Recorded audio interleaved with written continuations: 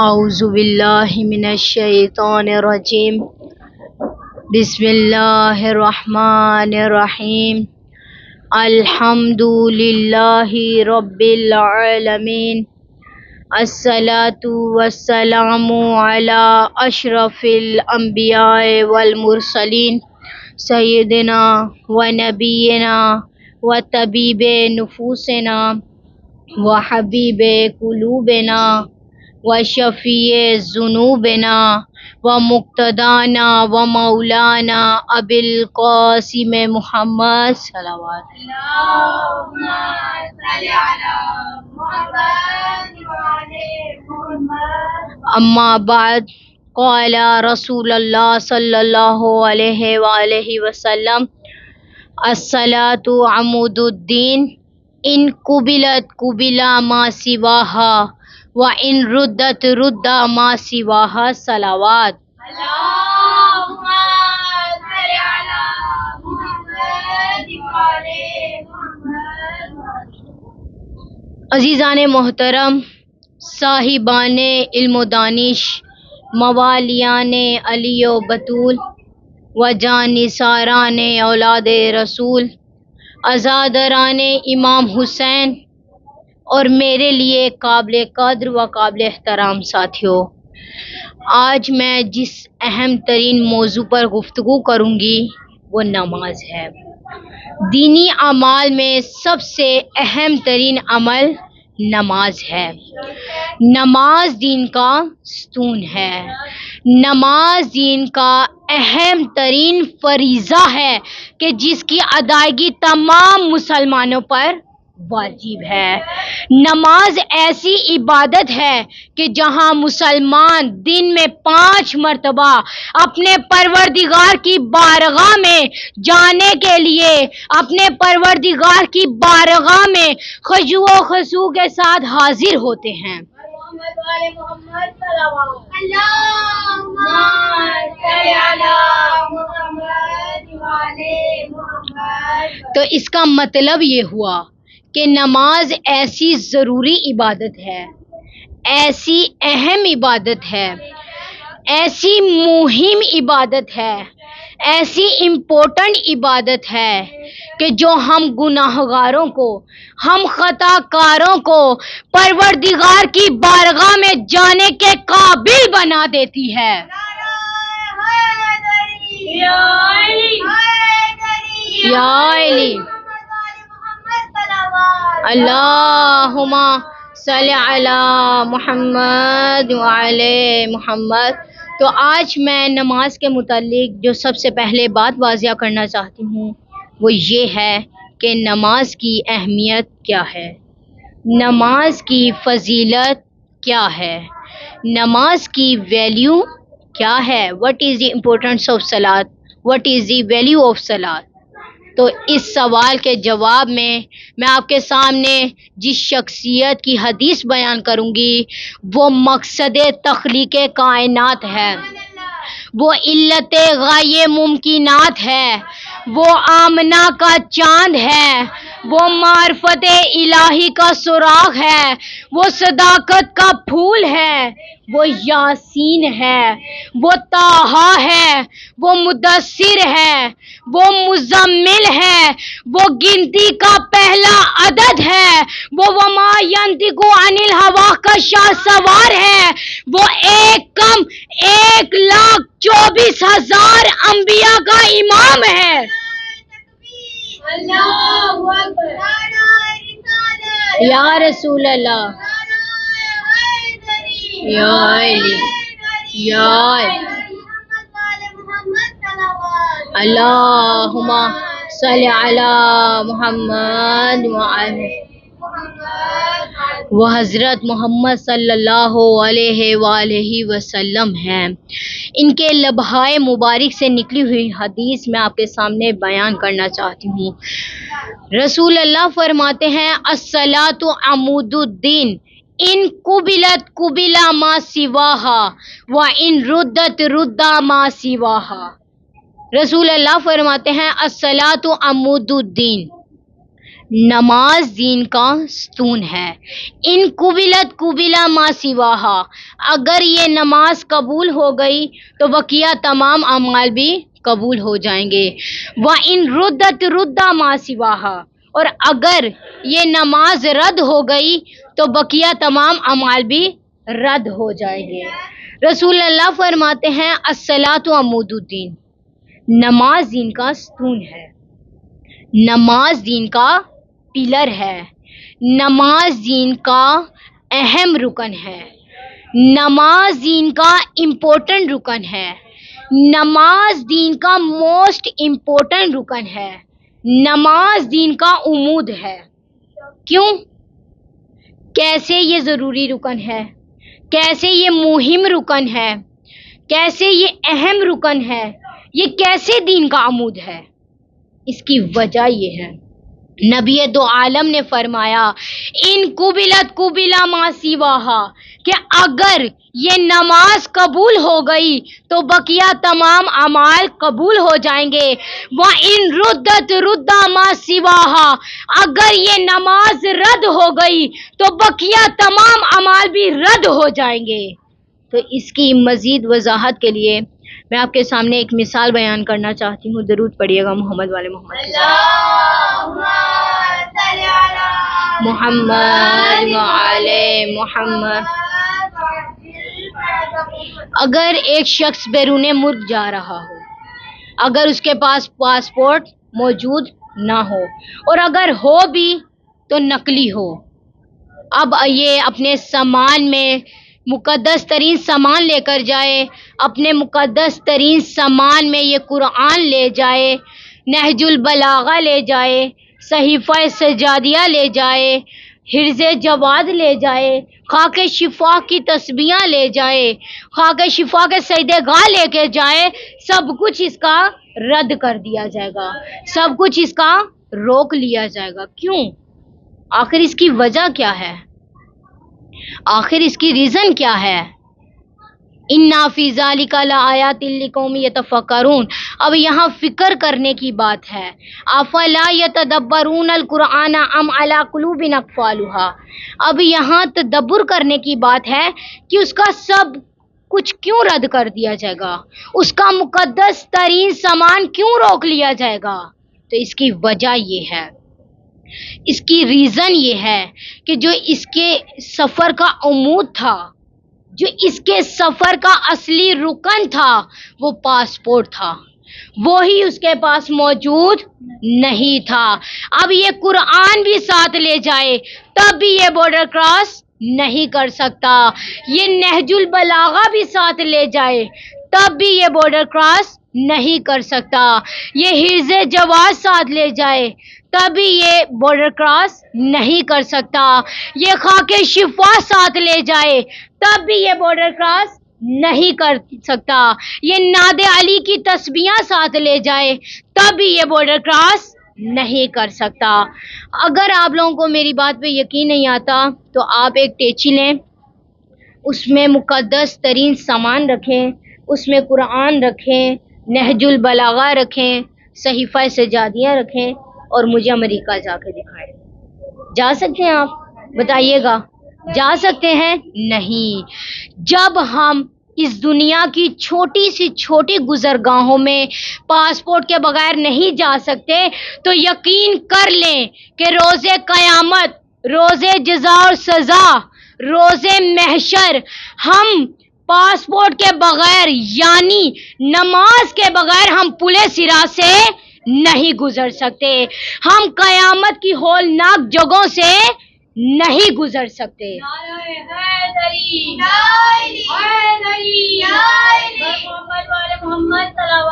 اللہم صلی علی محمد وعلی. اسی طرح ہم قیامت کے دن اپنے پروردگار کی بارگاہ میں اپنے روزے لے کر جائیں گے، اپنی عبادتیں لے کر جائیں گے، اپنی تلاوتیں لے کر جائیں گے، اپنی سخاوتیں لے کر جائیں گے، اپنی تلاوتیں لے کر جائیں گے. لیکن ان تمام عبادتوں کا جو عمود ہے وہ نماز ہے. اگر یہ نماز قبول ہو گئی تو بقیہ تمام اعمال بھی قبول ہو جائیں گے. اگر یہ نماز رد ہو گئی تو بقیہ تمام اعمال بھی رد ہو جائیں گے. تو اس کی مزید وضاحت کے لیے میں آپ کے سامنے سادہ سی مثال بیان کرنا چاہتی ہوں کہ جس سے ہر کوئی آشنا ہے. نماز کا بقیہ تمام عبادتوں سے اس طرح تعلق ہے جس طرح سے سوئی اور دھاگے کا تعلق ہے. آپ سب کو پتہ ہوگا، جو میری بہنیں کپڑے سلائی کرتی ہیں ان کو پتہ ہوگا کہ کپڑے میں جہاں جہاں سے سوئی گزرتی ہے پیچھے اسی جگہ سے ہی دھاگا گزرتا ہے. کپڑے میں جہاں جہاں سوئی گزرتی ہے وہاں سے دھاگا گزرتا ہے.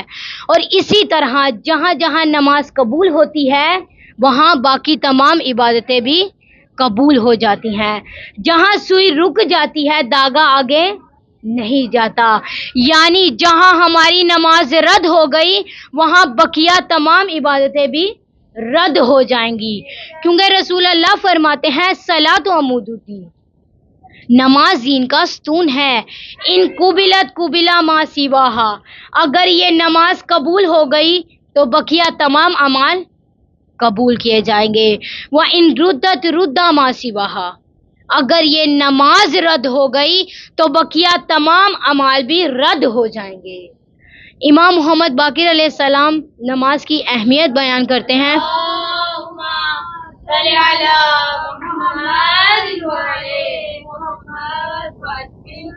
امام محمد باقر علیہ السلام فرماتے ہیں بنی الاسلام علی خمسۃ اشیاء، علی الصلاۃ والزکاۃ والحج والصوم والولایہ.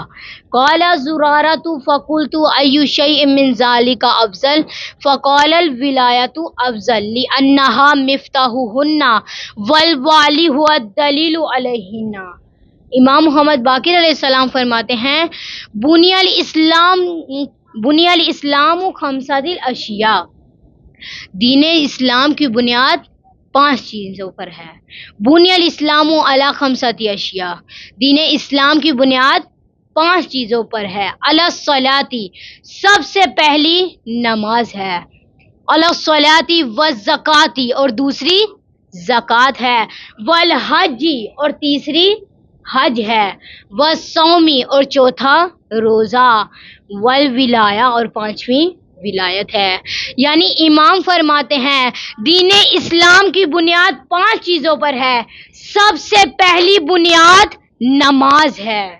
اس لیے ہمیں نماز کو زیادہ ویلیو دینی چاہیے، ہمیں نماز توجہ سے پڑھنی چاہیے.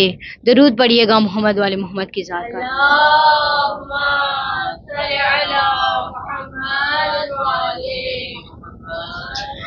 جہاں میں نے آپ کے سامنے رسول اللہ کی احادیث سے نماز کی فضیلت کو بیان کیا، وہاں میں یہ بھی بیان کرتی چلوں کہ نماز کے فوائد کیا ہیں.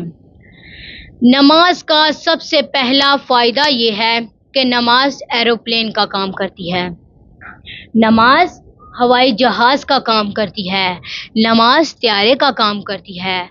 جس طرح ایک ایروپلین انسان کو زمین سے اٹھاتا ہے اور آسمان میں لے جاتا ہے، بالکل اسی طرح انسان جو کہ ادنا ہے، انسان جو کہ حقیر ہے، انسان جو کہ ذلیل ہے، انسان جو کہ محتاج ہے، انسان جو کہ مسکین ہے، انسان جو کہ لاچار ہے، اور وہ پروردگار جو قادر مطلق ہے، جو رب العالمین ہے، جو غنی العالمین ہے، جو ان اللہ علی کل شیء قدیر ہے.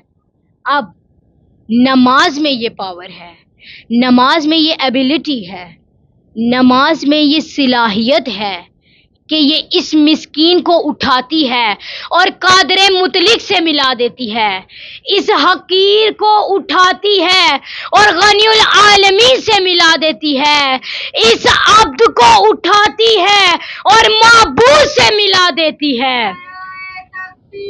اللہ اکبر، اللہ اکبر، یا رسول اللہ، یا رسول اللہ،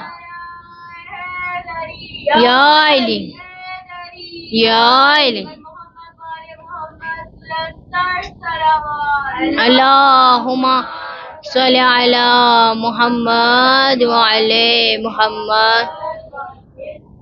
مناجات امیر المومنین میں امام علی علیہ السلام فرماتے ہیں نماز وہ ہے جو عبد کو معبود سے ملاتی ہے، جو مملوک کو مالک سے ملاتی ہے، جو مخلوق کو خالق سے ملاتی ہے، جو مرزوق کو رازق سے ملاتی ہے، جو مرحوم کو رحمان سے ملاتی ہے، جو خطا کار کو ستار سے ملاتی ہے، جو مذنب کو غفار سے ملاتی ہے، جو مغلوب کو غالب سے ملاتی ہے، جو مرحوب کو رب سے ملاتی ہے، جو محب کو محبوب سے ملاتی ہے، جو عاشق کو معشوق سے ملاتی ہے، جو طالب کو مطلوب سے ملاتی ہے، جو صغیر کو کبیر سے ملاتی ہے، جو ضعیف کو قوی سے ملاتی ہے، جو سائل کو موتی سے ملاتی ہے، اور نماز وہ ہے جو ان خاک نشینوں کو مصلے سے اٹھاتی ہے اور رب ذوالجلال والاکرام سے ملا دیتی ہے. اللہ اکبر. یا رسول اللہ، یا علی، یا علی. اللہم صلی علی محمد وعلی محمد وعجل فرجہم. اب انسان نے خدا تک جانا ہے، یہی انسان کی زندگی کا مقصد ہے، یہی انسان کی زندگی کا ہدف ہے، یہی انسان کی زندگی کا مقصد ہے. خداوند متعال سورہ بقرہ کی آیت نمبر 29 میں ارشاد فرماتا ہے هو الذی خلق لکم ما فی الارض جميعا. هو الذی، اللہ وہ ہے، خلق جس نے خلق کیا، لکم تم سب کے لیے، ما فی الارض جميعا جو کچھ بھی زمین میں ہے، یعنی اللہ وہ ہے جس نے تمہارے لیے اس زمین میں سب کچھ پیدا کیا. اس کے بعد خداوند متعال سورہ جاثیہ میں فرماتا ہے وَسَخَّرَ لَكُم مَّا فِي السَّمَاوَاتِ وَمَا فِي الْأَرْضِ جَمِيعًا. اس زمین و آسمان میں جو کچھ ہے وہ سب اے انسان تیرے لیے ہے.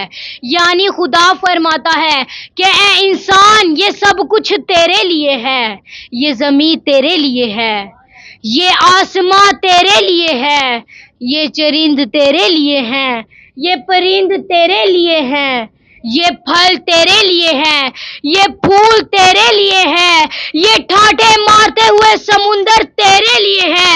اے انسان یہ سب کچھ تیرے لیے ہے.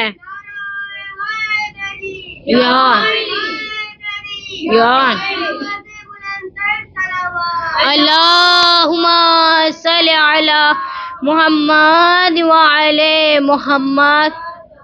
تو جب یہ سب کچھ انسان کے لیے ہے تو اب سوال یہ ہے کہ انسان کس کے لیے ہے؟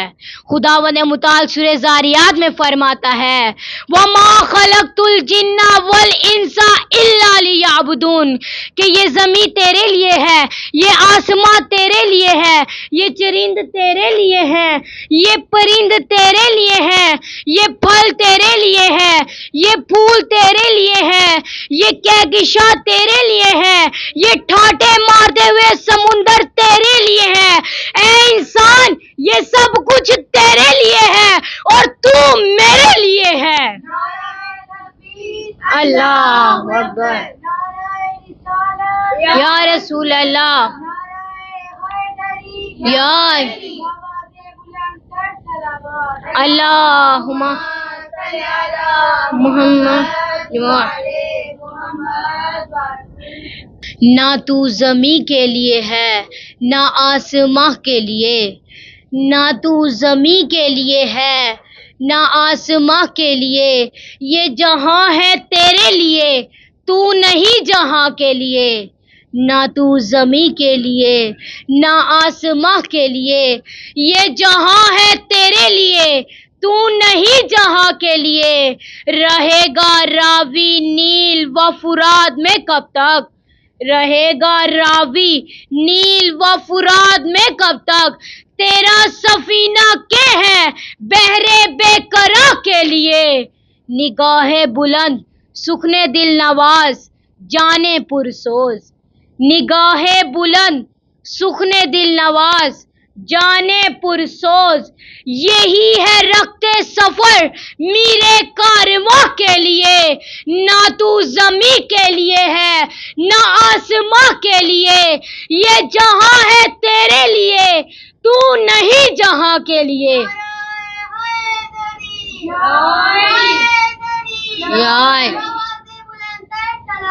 اللہم صلی علی محمد وعلی محمد۔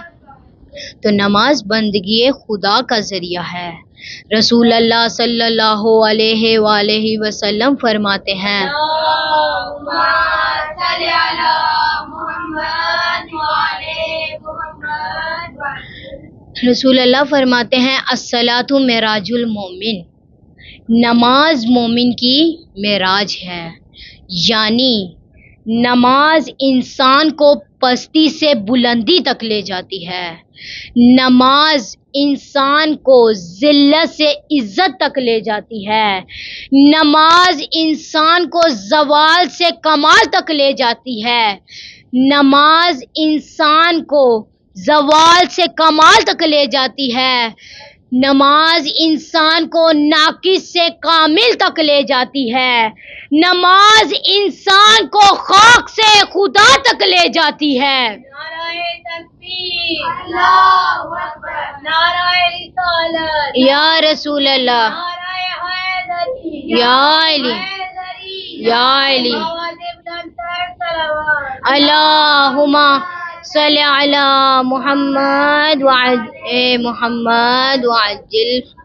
نماز خیر العمل کی طرف بلاتی ہے، نماز خیر العمل کی طرف بلاتی ہے، نماز عشق خدا کا ہنر سکھاتی ہے، نماز خیر العمل کی طرف بلاتی ہے، نماز عشق خدا کا ہنر سکھاتی ہے، نماز عبد کو معبود سے ملاتی ہے، نماز عبد کو معبود سے ملاتی ہے، نماز گفتگو اللہ سے کراتی ہے، نماز خیر العمل کی طرف بلاتی ہے، نماز عشق خدا کا ہنر سکھاتی ہے، نماز عبد کو معبود سے ملاتی ہے، نماز گفتگو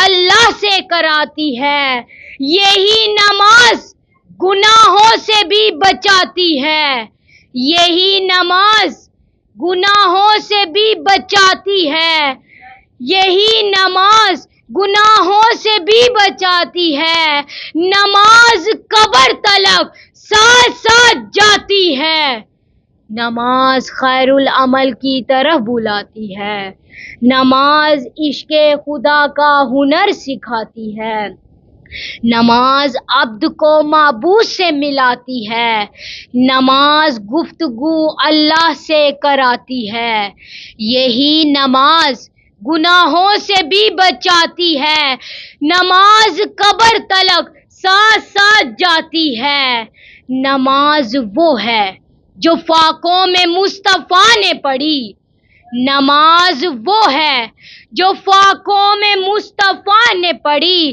جگا کے اپنے ہی قاتل کو جو مرتضیٰ نے پڑھی، نماز وہ ہے جو فاقوں میں مصطفیٰ نے پڑھی، جگا کے اپنے ہی قاتل کو مرتضیٰ نے پڑھی، نماز وہ ہے جو چکیوں کی مشقت میں فاطمہ نے پڑھی، نماز وہ ہے جو چکیوں کی مشقت میں فاطمہ نے پڑھی جگا کے اپنے ہی قاتل کو جو مرتضی نے پڑھی، جگا کے اپنے ہی قاتل کو جو مرتضی نے پڑھی، جو چاہتا ہے کہ عظمت نماز کی دیکھے، جو چاہتا ہے عظمت نماز کی دیکھے، میرے حسین کا وہ سجدہ آخری دیکھے۔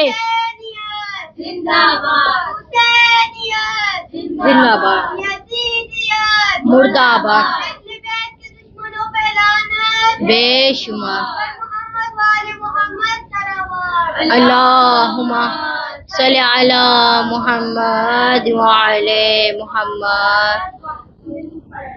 نماز کا دوسرا فائدہ یہ ہے کہ انسان خدا تک جانا چاہتا ہے، انسان خاک سے خدا تک جانا چاہتا ہے، انسان ذلت سے عزت تک جانا چاہتا ہے، انسان پستی سے بلندی تک جانا چاہتا ہے، لیکن یہ انسان گناہگار ہے، یہ انسان خطا کار ہے، یہ خدا تک نہیں جاتا، یہ خدا تک نہیں جا سکتا، جیسے ایک نجی شخص مسجد میں نہیں جا سکتا۔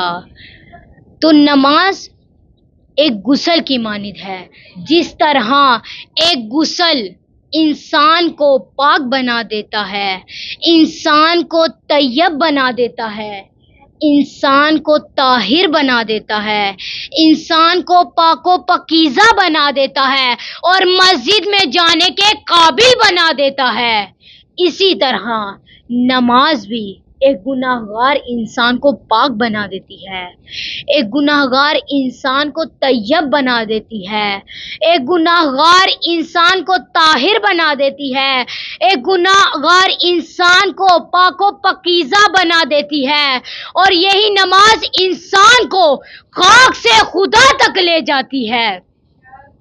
رسول اللہ صلی اللہ علیہ وآلہ وسلم فرماتے ہیں، صلی علی محمد وعلی محمد۔ رسول اللہ فرماتے ہیں کہ نماز گزار کی مثال ایسے ہے جیسے کسی شخص کے گھر کے آگے سے ایک نہر گزر رہی ہو اور وہ شخص اس نہر میں دن میں 5 مرتبہ غسل کرے۔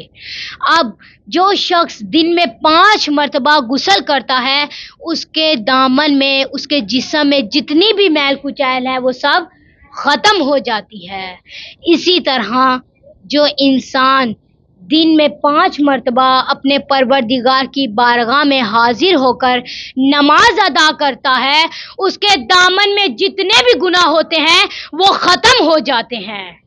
اب جو خاک سے خدا تک جانے میں جو رکاوٹیں ہیں، نماز ان رکاوٹوں کو دور کر کے ایک انسان کو، گناہگار انسان کو خاک سے خدا تک جانے کے قابل بنا دیتی ہے۔ محمد وآل محمد صلوات۔ اللہم صلی علی محمد وعلی محمد وعجل۔ نماز کا پہلا فائدہ یہ تھا کہ نماز ایک ایروپلین کا کام کرتی ہے، نماز انسان کو خاک سے خدا تک لے جاتی ہے، اور نماز کا دوسرا فائدہ یہ ہے کہ یہ گناہگار انسان کو خدا تک جانے کے قابل بنا دیتی ہے۔ اب نماز کا تیسرا فائدہ یہ ہے کہ نماز انسان کو خود شناسی کرواتی ہے۔ رسول اللہ صلی اللہ علیہ وآلہ وسلم فرماتے ہیں، اللہم صلی علی محمد وعلی محمد، رسول اللہ فرماتے ہیں، من عرف نفسہ فقد عرف ربہ۔ رسول فرماتے ہیں، من عرف نفسہ فقد عرف ربہ، جس نے اپنی پہچان کر لی اس نے اپنے رب کی پہچان کر لی۔ تو اب سوال یہ ہے کہ نماز کیسے انسان کو خود شناسی کرواتی ہے، کیسے خدا شناسی کرواتی ہے؟ تو جب انسان نماز پڑھتا ہے تو نماز کا نمازی سے تقاضا یہ ہے کہ دونوں ہاتھوں کو بلند کر کے کہے اللہ اکبر۔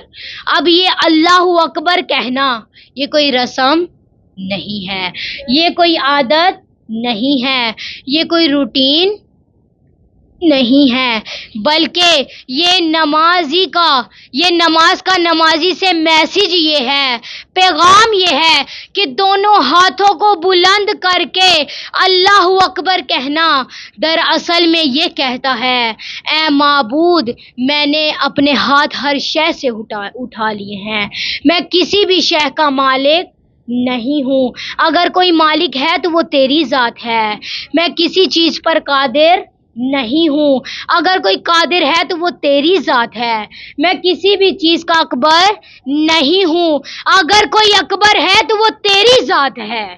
یہ وہی وقت ہے جس کی ہمیں تعلیم مولا کائنات امیر المؤمنین مطلوب کل طالب غالب علی کل غالب علی ابن ابی طالب نے دی ہے۔ اللہم صلی علی محمد۔ ایک مرتبہ بلند آواز میں درود پڑھیے گا۔ اللہ صلی علی محمد وعلی محمد۔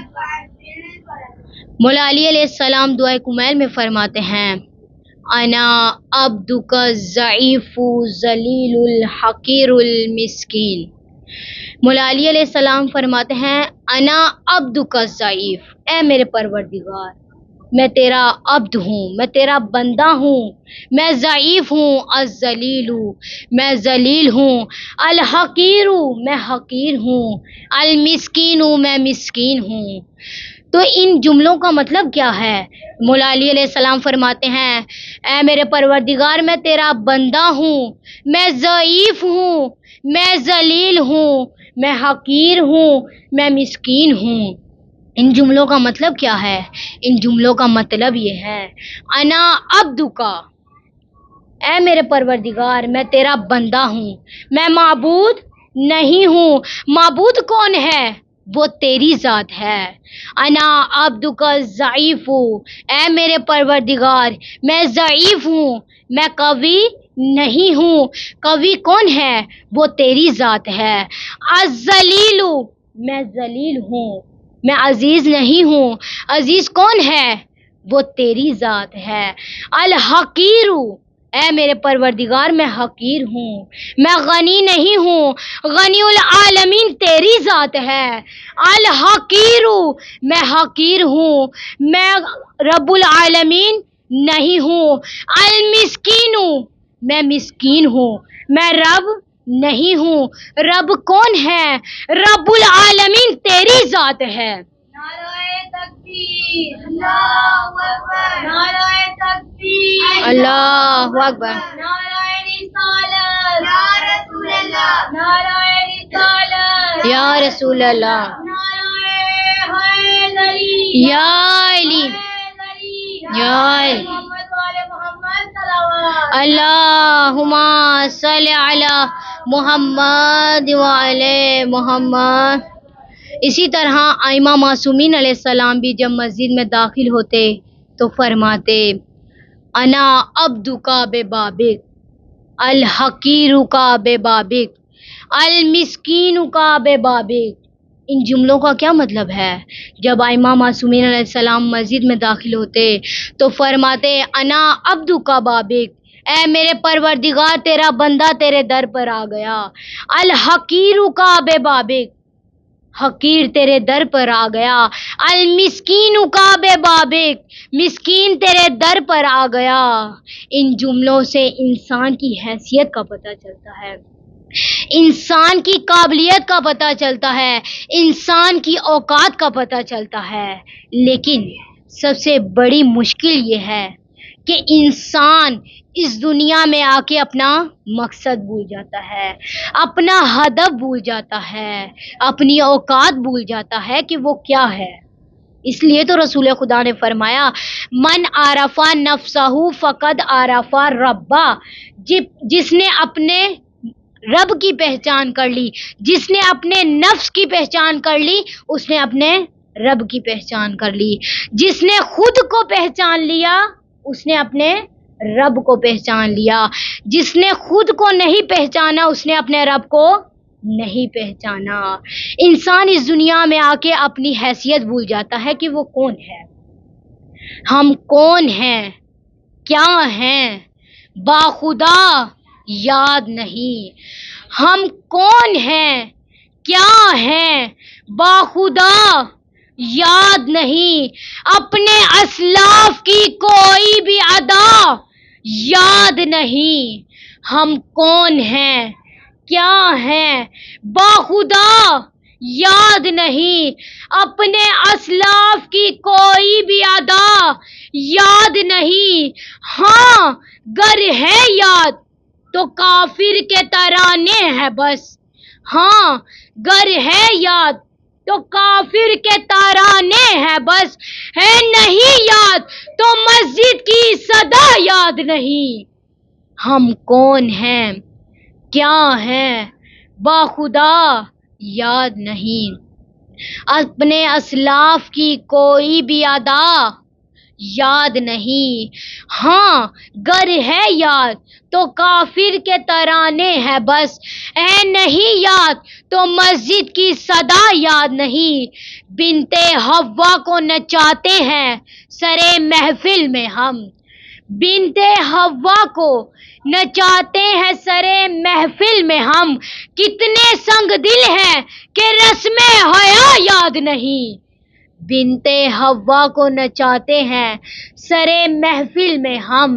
کتنے سنگ دل ہیں کہ رسم حیا یاد نہیں۔ آج اپنی ذلت کا سبب یہی ہے شاید۔ آج اپنی ذلت کا سبب یہی ہے شاید۔ سب کچھ ہے یاد مگر صرف خدا یاد نہیں۔ نعرہ تکبیر، اللہ اکبر، نعرہ رسالت، یا رسول اللہ، نعرہ حیدری، یا علی، حیدری، یا علی، محمد صالح محمد بلند صلوات، اللہم صلی علی محمد وعلی محمد۔ بس عزادارو، میں نے آپ کی زحمتوں کو تمام کیا۔ آج جو میں آپ کے سامنے مصائب بیان کرنا چاہوں گی وہ جناب زینب کے مصائب ہیں۔ جناب زینب پر اتنی مصیبتیں پڑی، اتنی مصیبتیں پڑی کہ آپ کا نام ام المصائب پڑ گیا۔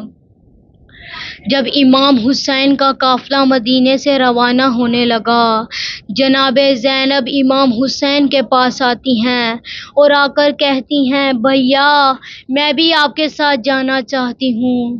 امام حسین فرماتے ہیں بہنا آپ شریعت کی آغوش میں پلی ہیں، آپ یہ جانتی ہیں کہ زوجہ شوہر کی اجازت کے بغیر گھر سے باہر نہیں نکلتی۔ کربلا میں شریعت کا احترام ملے گا، شریعت کی پاسداری ملے گی۔ یہ سن کر جناب زینب گھر چلی جاتی ہیں۔ گھر جا کر ایک کونے پہ بیٹھ جاتی ہیں، خاک پر بیٹھ جاتی ہیں۔ جناب عبداللہ گھر آتے ہیں اور دیکھتے ہیں جناب زینب خاک پر بیٹھی ہیں، تو وہ فرماتے ہیں اے زینب آپ علی کی بیٹی ہیں، آپ کائنات کی ملکہ ہیں، آپ خاک پر کیوں بیٹھی ہیں؟ جناب زینب فرماتی ہیں عبداللہ میں علی کی بیٹی بن کر نہیں بلکہ ایک سوالی بن کر خاک پر بیٹھی ہوں۔ جناب عبداللہ پوچھتے ہیں کیا بات ہے؟ جناب زینب فرماتی ہیں عبداللہ آپ جانتے ہیں کل امام حسین کا قافلہ مدینے سے روانہ ہو رہا ہے، اگر آپ اجازت دیں تو میں بھی کاروان حسین میں شامل ہو جاؤں، میں اپنے بھائی کے بغیر زندہ نہیں رہ سکتی۔ عبداللہ اگر آپ اجازت دیں گے تو میں جاؤں گی، اگر آپ اجازت نہیں دیں گے تو میں نہیں جاؤں گی، کیونکہ میں اپنے نانا کی شریعت سے آشنا ہوں کہ زوجہ شوہر کی اجازت کے بغیر گھر سے باہر نہیں نکل سکتی۔ ارباب ازا جناب زینب نے کہا اگر آپ اجازت دیں گے تو میں جاؤں گی، اگر اجازت نہیں دیں گے تو میں نہیں جاؤں گی، بس اتنا کہتی ہوں اگر اجازت نہ ملی تو میں اپنے بھائی کے بغیر مر جاؤں گی۔ ادھر قافلہ حسین چلے گا، ادھر جنازہ نکلے گا۔ ارباب ازا جناب زینب فرماتی ہیں میں بھائی کے بغیر زندہ نہیں رہ سکتی۔ جب جناب عبداللہ نے یہ بھائی بہن کی محبت دیکھی تو اجازت دے دی۔ جناب زینب کاروان حسین میں شامل ہو گئی۔ قافلہ بھی کچھ دور ہی چلا تھا کہ دور سے دو گھوڑا سوار آ رہے تھے۔ امام حسین نے فرمایا کہ قافلہ روکو۔ جب قافلہ رکا تو دیکھا دو جوانان محمد آ رہے تھے، ان کے ہاتھ میں خط تھے۔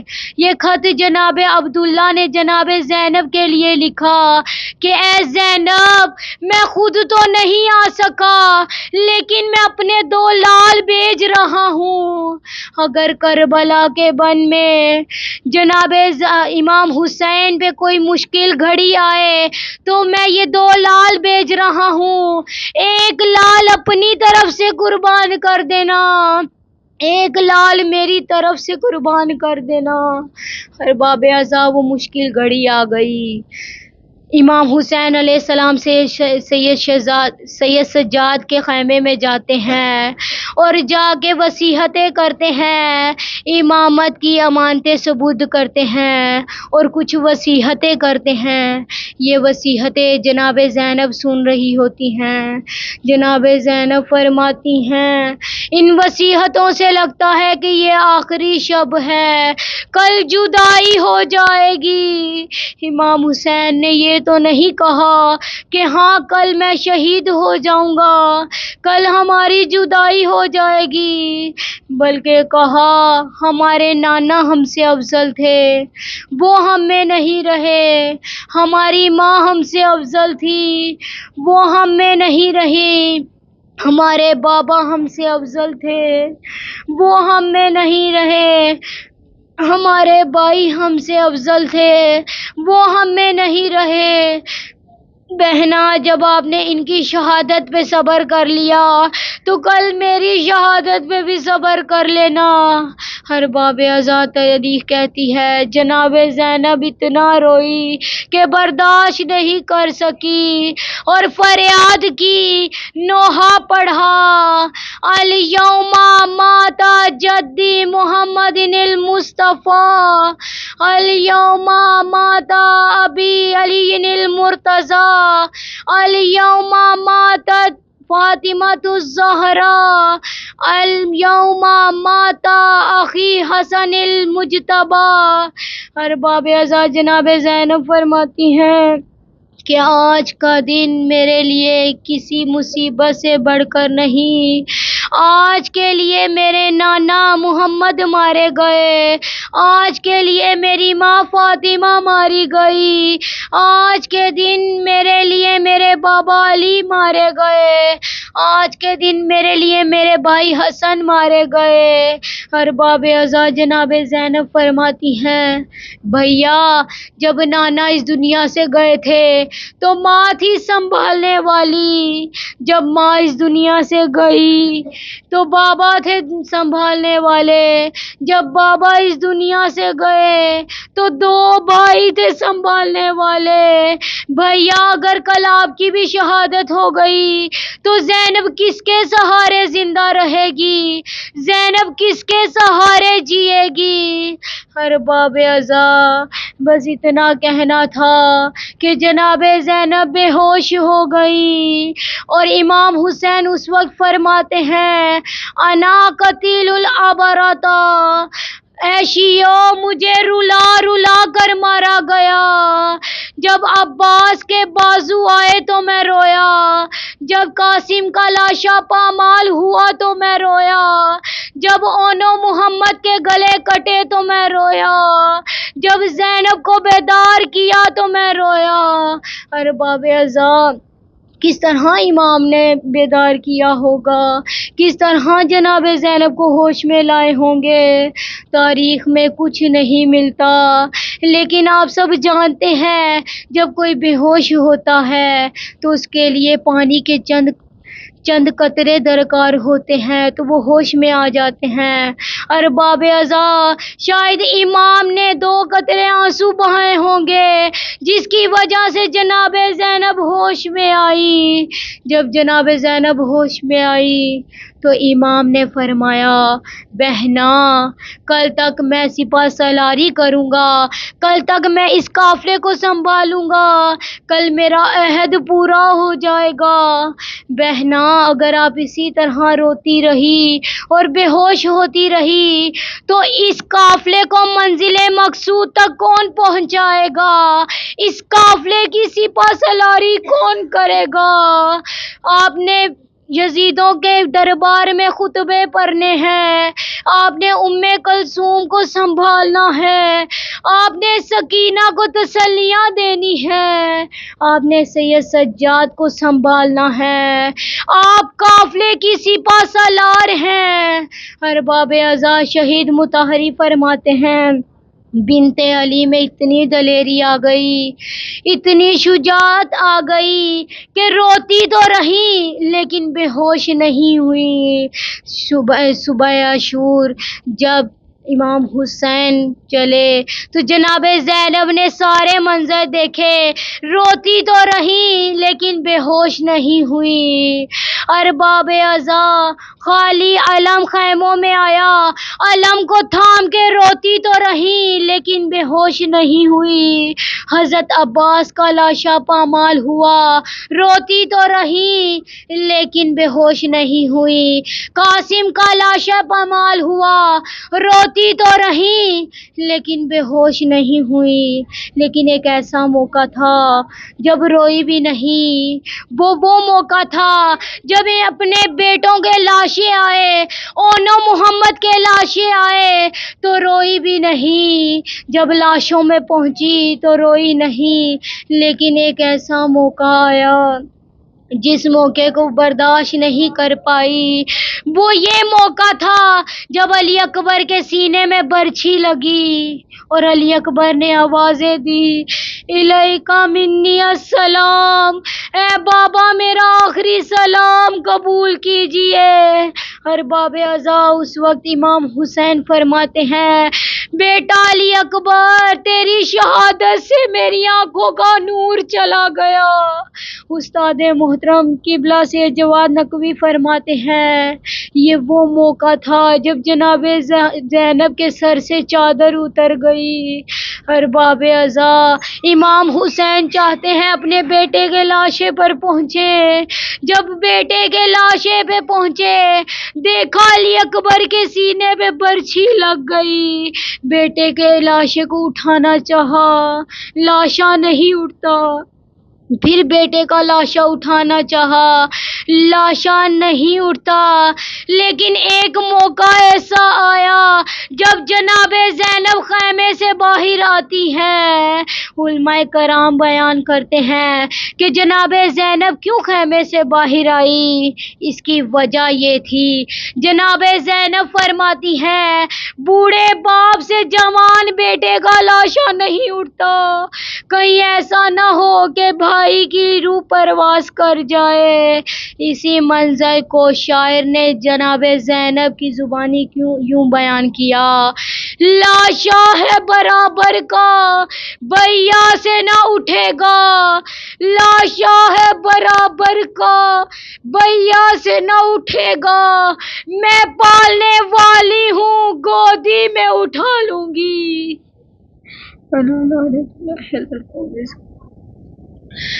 پروردگار سے دعا ہے، میرے پروردگار تجھے تیری عزت و جلال کا واسطہ، تجھے تیرے انبیاء کے نور کا واسطہ، میرے پروردگار تجھے محمد والے محمد کا واسطہ، میرے پروردگار بنت پیغمبر کا واسطہ، ام البنین زوجائے حیدر کا واسطہ، زہرا کی بیٹیوں کے کھلے سر کا واسطہ، اور جو کربلا میں لٹ گیا اس گھر کا واسطہ۔